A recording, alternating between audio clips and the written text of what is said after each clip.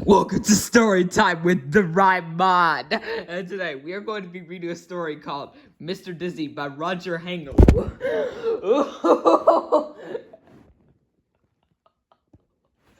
What in the actual world, Doraemon? Why do you keep saying Roger Hangover whenever you try to read? I think my normal voice retired after voicing... my normal voice retired while I was doing New Zealand in my normal voice. So, I think you just got something completely wrong. So anyways, let's read Mr. Dizzy by Roger Hangover. Mr. Dizzy was, to be quite honest, not very clever. If you were to ask Mr. Dizzy what the opposite of black was, he'd say, the opposite of black is, pink. Why do I sound like this? I sound like Goofy. He lived in a house on a hill which he built himself. A not very clever house. One of Mr. Dizzy's problems was that he lived in a country where everyone else is clever. Cleverland. Even the birds were clever in Cleverland. Everybody and everything and everybody in Cleverland was clever. You'll never see a worm reading a book anywhere else but Cleverly. Poor Mr. Dizzy. Everything around him was so clever it made his head spin. One morning, Mr. Dizzy was out for a walk when he met a pig. "What's big and gray and has big ears and a trunk?" said the clever pig to Mr. Dizzy. A mouse," said Mr. Dizzy. The pig laughed sarcastically at Mr. Dizzy and went off shaking his head. "That's not a mouse." Then Mr. Dizzy met an elephant. A clever elephant. "What's small and furry and likes cheese?" The elephant asked cleverly. A pig," replied Mr. Dizzy. The elephant laughed down his trunk. "A pig?" he trumpeted. "A pig, you silly man?" And off he went.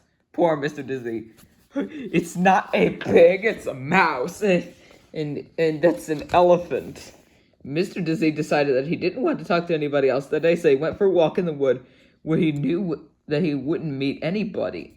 He felt miserable about not being clever, and as he walked along, a tear trickled down his cheek. Poor Mr. Dizzy. Then, in the middle of the wood, he came across a well. Little did Mr. Dizzy know that it was a wishing well. The day was warm, and so he decided to take a drink of water from the well. Mr. Dizzy drank deeply, but he was still unhappy. "Oh, I wish I could be clever," he sighed. Little did Mr. Dizzy know that whoever drinks deeply from the water at the wishing well, his wish would come true. And Mr. Dizzy had wished that he could be clever, and his wish had come true. He was clever, but he didn't know it, not yet.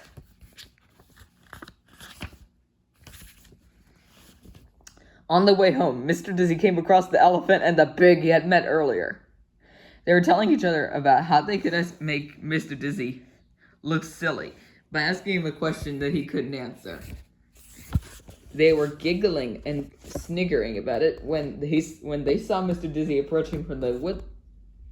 "Here he comes again," giggled the clever pig. "Let's ask him another question," sniggered the clever elephant. Mr. Dizzy came up to them.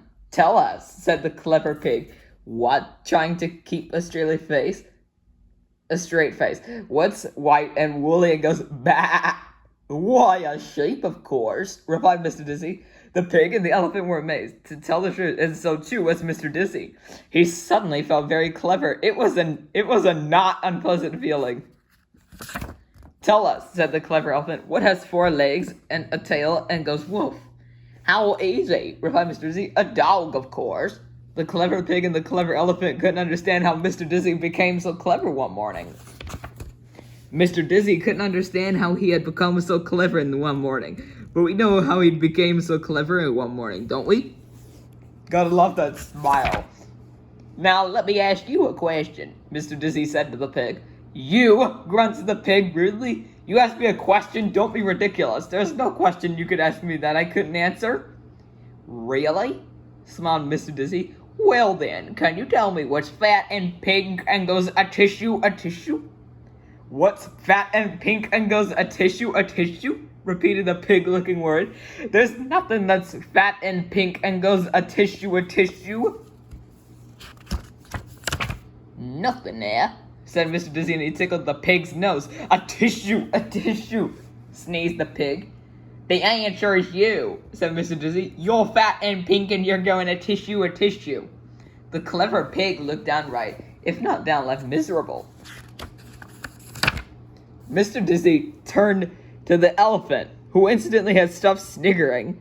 Now, said Mr. Dizzy, let me ask you a question. What's large and gray and goes dop it? What's large and gray and goes dop it? Repeated the elephant looking word. There's nothing that's large and gray and goes dop it. Oh, yes, there is, grinned Mr. Dizzy. There certainly is something that's large and gray and goes dop it. And then he tied a knot in the clever elephant's trunk. Dop it, cried the elephant, who wanted to say stop it, but couldn't talk properly with a knot in his trunk. Mr. Dizzy grinned and went home. Poor elephant. Why is this so sucks? I suppose you think that's funny, said the What?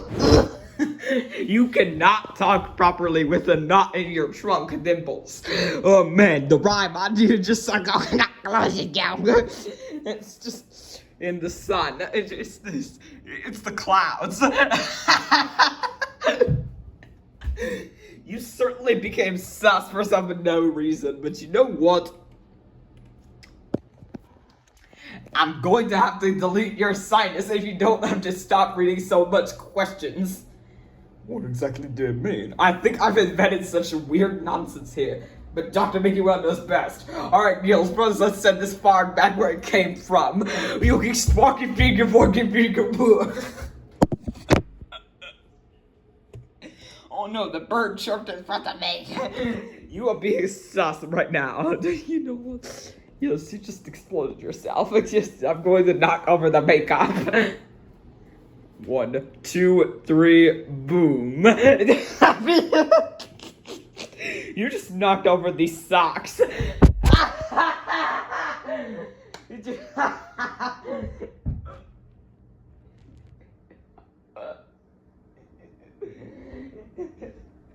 All these pieces.